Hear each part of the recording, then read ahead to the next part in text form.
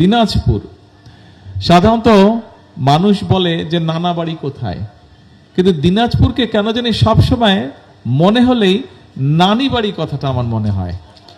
সবসময় নানি বাড়ি, কেন জানি নানি কথাটাই সামনে আসে। এই দিনাজপুর শহরটা, এখানে বেশ কিছু স্মৃতি আছে আমার।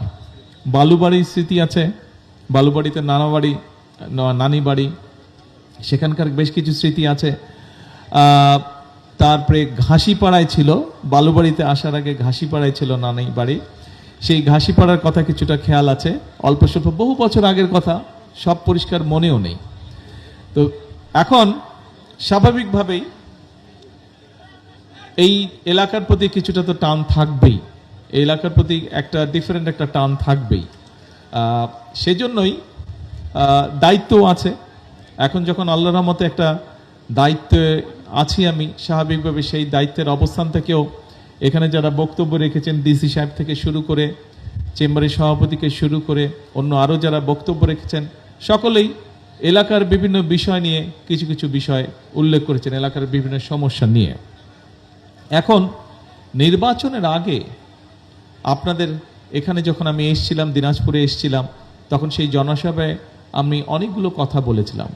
নিশ্চয়ই আপনারা খেয়াল করেছেন যে নির্বাচনের পরে আলহামদুলিল্লাহ আল্লাহর রহমতে আমরা যখন সরকার গঠন করতে সক্ষম হয়েছি, তারপরে 1 মাসের মতন, এখনো বোধহয় 2 দিন বাকি আছে 1 মাস হতে, 1 মাসের মতন সময়ের মধ্যে আমরা চেষ্টা করেছি যে বাংলাদেশের মানুষের কাছে আমরা যে ওয়াদাগুলো করেছিলাম, সেই ওয়াদাগুলোর কতগুলো ওয়াদা আমরা ইতিমধ্যে কাজ শুরু করেছি।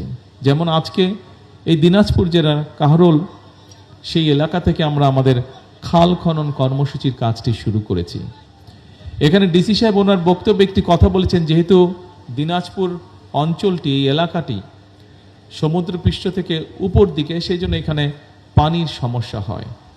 তবে নিশ্চয়ই বাই না আপনারা জানেন, অনেকেরই ধারণা আছে যে এই পানির সমস্যাটা শুধুমাত্র দিনাজপুর এলাকায় নয়, সামগ্রিকভাবে সমগ্র বাংলাদেশেই কম বেশি পানির সমস্যাটা কিছুটা দেখা দিয়েছে। তার কারণ হচ্ছে অনেকগুলো বছর ধরে আমাদের নদী নালা খালগুলো বন্ধ হয়ে গিয়েছে বা ভরাট হয়ে গিয়েছে, এবং ভরাট হয়ে যাবার কারণে এখানে শুষ্ক মৌসুমে পানি থাকছে না, বর্ষা মৌসুমে পানি আসলেও যে পরিমাণ পানি থাকার কথা সে পরিমাণ পানি থাকছে না, এবং একই সাথে বর্ষা মৌসুমে বা হঠাৎ করে উজান থেকে যখন পানি আসছে, তখন খালগুলো এবং নদীগুলো ভরাট হয়ে যাওয়ার কারণে পানিগুলো দুপাশে মানুষের ঘর বাড়ি, ফসল ফলাদি, গবাদি পশু এগুলোকে নষ্ট